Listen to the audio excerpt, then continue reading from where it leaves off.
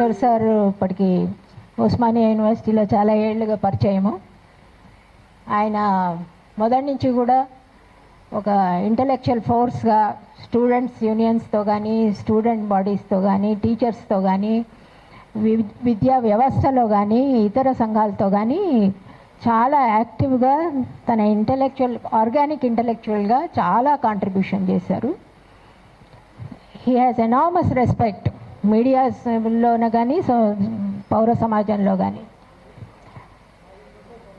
అయితే ఇటువంటి ఇష్యూ ఇన్ని ఏళ్లుగా విశ్లేషణ చేస్తున్న ఒక వ్యక్తి మీద పోలీస్ కేసు దాకా వచ్చింది అంటే చాలా ఆశ్చర్యం వేసింది నాకు. అది కూడా ఎటువంటిదంటే రాజకీయ సమీకరణాల గురించి మాట్లాడుతూ ఒక రకమైన ఇటువంటివన్నీ సబ్ టెక్స్ట్ అండర్లయింగ్ అన్నీ ఆయన ఎక్స్ప్లెయిన్ చేస్తూ ఒక మాట అన్నారు అంతే. అదే సందర్భంలో నేను ఒకటి పాయింట్అవుట్ చేయదలుచుకున్నాను. ఇప్పుడు ఈ వ్యవస్థ ఎట్లా పనిచేస్తోంది అన్న దానికి మనకి ఇది అద్దం పడుతోంది ఈ కేసు.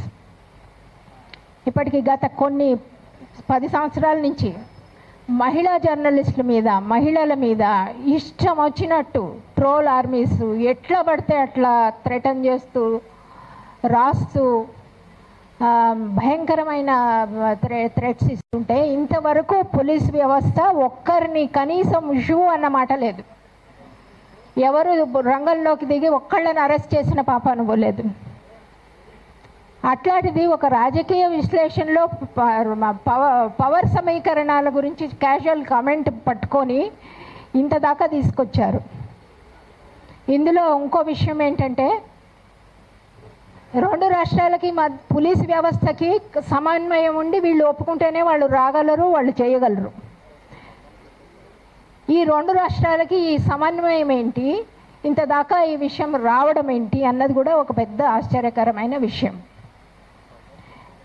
మనం గమనిస్తుంటే రెగ్యులర్గా ఈ మధ్య జరుగుతున్నది ఏంటంటే, ఆంధ్ర రాష్ట్రంలో ఏదో ఒక పలికిమాలిన కొత్తగా సృష్టించిన పోట్లాటలు మాత్రం రాజకీయ పార్టీల మధ్య నిరంతరం జరుగుతోంది. అది ఇప్పుడు తెలంగాణకి ట్రాన్స్ఫర్ అయింది. మొన్నటిదాకా తిరుపతి లడ్డు అది పెట్టుకొని స్టార్ట్ చేశారు. ఇప్పుడు దీన్ని మనకు కూడా ట్రాన్స్ఫర్ చేస్తున్నారు. ఇప్పుడు మనకి రాజకీయ సమస్యలు లేవా దేశంలో అంటే, SIR స్పెషల్ ఇంటెన్సివ్ రివిజన్ అని ఓటర్లని లక్షల మందిని ఓట్లను తీసేయబోతున్నారు.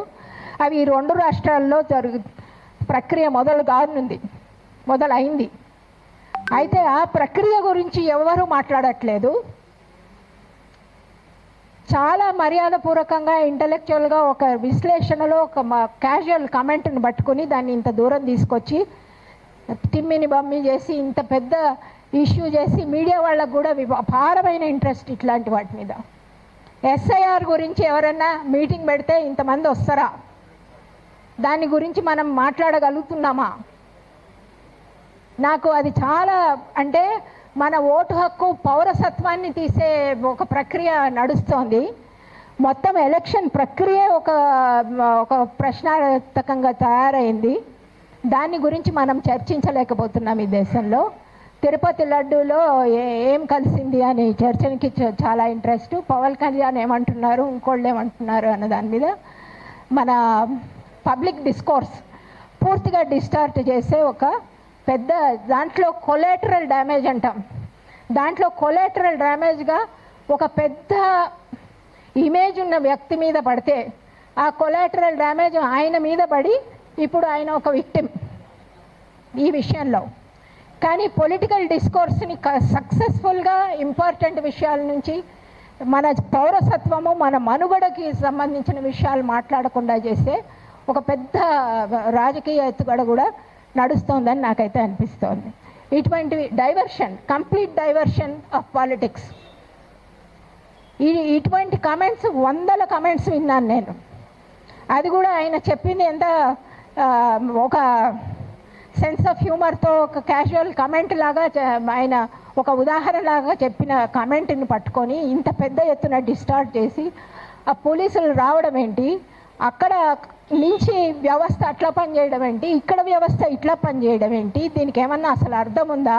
మనం అందరం రాజకీయంగా ఇంట్రెస్ట్ ఉన్న వాళ్ళం కాబట్టి let us think about what is happening ఈ ఈ ఈ ఇష్యూ ముసుగులో ఏం జరుగుతుందో కూడా మనం ఒక దృష్టి పెట్టాలని నేను కోరుతున్నాను. Thank you.